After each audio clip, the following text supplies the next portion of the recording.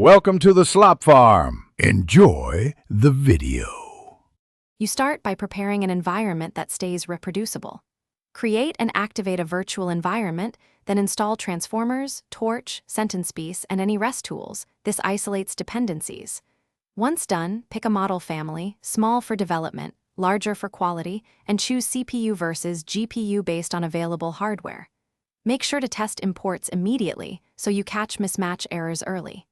Then, scaffold a minimal script that loads a tokenizer and model. This is your first runnable translator prototype. You now wire the core logic, load the tokenizer and model from a checkpoint, and prepare input texts. Tokenize with padding and attention masks, then call model. Generate with beam or sampling parameters. This controls quality versus speed. Decode tokens back to text and post-process artifacts like repeated tokens and unwanted language tags.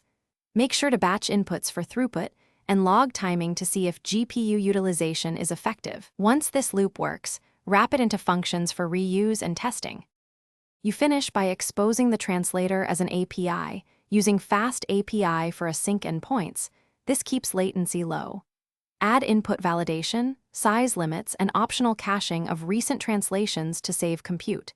Deploy behind a process manager or container. Configure GPU drivers and memory limits.